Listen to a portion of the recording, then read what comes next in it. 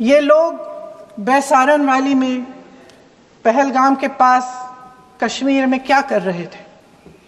आजकल पब्लिसिटी का दौर है, प्रचार का ज़माना है। कुछ समय से हमारी सरकार ये प्रचार कर रही थी कि कश्मीर में आतंकवाद ख़त्म हो गया है, कि कश्मीर में शांति है, अमन चैन है।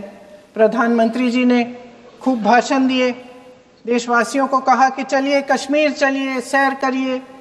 कई बार मैंने ये भी देखा मीडिया पर, टीवी पर कि कश्मीर जाइए, ज़मीन खरीदिए, अब वहाँ अमन चैन है, शांति का वातावरण है। इसी बीच शुभम द्विवेदी, एक कानपुर के नौजवान, और उनके पूरे परिवार ने तय किया कि वो कश्मीर जाएंगे। शुभम द्विवेदी की 6 महीने पहले शादी हुई थी। उसकी पत्नी ने कहा कि उनके बीच एक ऐसा रिश्ता था, प्रेम और दोस्ती का ऐसा रिश्ता था कि वो एक दूसरे को बच्चों की तरह हंसाते थे। सोशल मीडिया पर एक वीडियो भी जारी है जिसमें पूरा परिवार एक साथ बैठा हुआ ताश खेल रहा है और ऐसे हंस रहे हैं कि उस वीडियो को देख के किसी का भी दिल टूट जाए कि इस परिवार को इस तरह से उजड़ने क्यों दिया हमने। 22 अप्रैल 2025 को बैसारन वैली में मौसम का मिजाज अच्छा था। जैसे हर रोज़ लगातार 1000 से 1500 लोग वहाँ पहुँचते थे, उसी तरह से उस दिन भी तमाम पर्यटक वहाँ पहुँचे।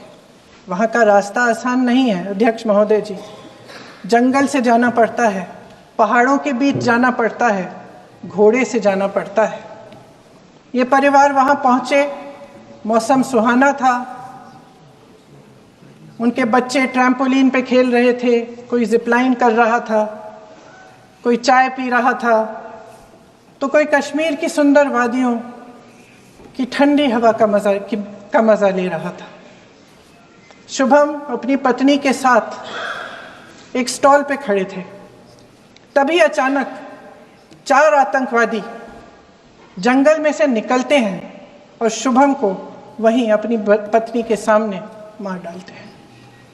उसके बाद वे वहाँ से पूरे वैली में 1 घंटे के लिए लोगों को चुन चुन कर मारते हैं। किसी के पति को अपनी पत्नी के आंखों के सामने, किसी के पिता को अपने बेटे के सामने, चुन चुन कर 26 लोगों को मार डालते हैं। शुभम की पत्नी घबराकर वहां से भागने की कोशिश करती है, अपनी जान बचाने के लिए जंगल की तरफ दौड़ती है। वहां पता चलता है कि तमाम लोग जंगल की तरफ दौड़े हैं और अपनी जान बचाने की कोशिश कर रहे हैं। कोई अपने बेटे का हाथ पकड़ के पहाड़ों पर घसीटता हुआ जा रहा है, कोई कश्मीरी घोड़े वालों और गाइडों की मदद लेते हुए चले जा रहा है। कोई रास्ता नहीं है, कोई तरीका नहीं है, लेकिन किसी न किसी तरह से शुभम की पत्नी के शब्दों में किसी ऐसी शक्ति ने हमको बचा कर रखा कि हमें किसी न किसी तरह से हम अकेले नीचे पहुंचे। और मैं उनके लफ्ज पढ़ना चाहती हूं, क्योंकि उन्होंने कहा कि इस पूरे समय जब 1 घंटे के लिए चुन चुन कर भारतीय नागरिकों को मारा जा रहा था, इस पूरे समय उसे एक सुरक्षाकर्मी नहीं दिखा, एक सैनिक नहीं दिखा।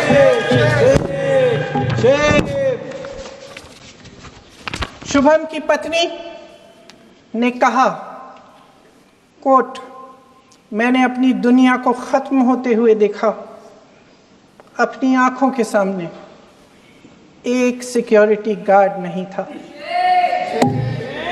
मैं ये कह सकती हूं कि देश ने, सरकार ने हमें वहां पे अनाथ छोड़ दिया था।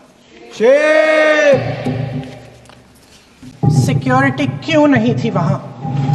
वहां पे एक सैनिक क्यों नहीं दिखा? क्या सरकार को मालूम नहीं था कि यहां रोज 1000 से 1500 पर्यटक जाते हैं?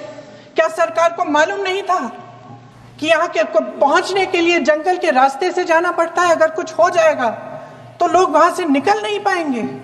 एक चिकित्सा का इंतजाम नहीं था, फर्स्ट एड का इंतजाम नहीं था, कोई इंतजाम नहीं था, ना सुरक्षा का ना फर्स्ट एड का। इन लोगों को भगवान भरोसे छोड़ दिया गया। ये लोग वहां पे इस सरकार के भरोसे गए और इस सरकार ने उन्हें भगवान भरोसे छोड़ दिया।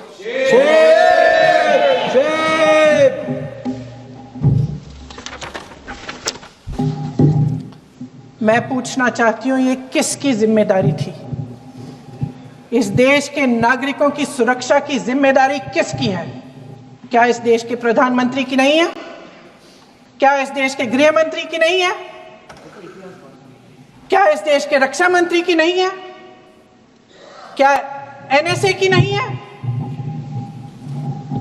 अध्यक्ष महोदय, पहलगाम हमले से सिर्फ 2 हफ्ते पहले हमारे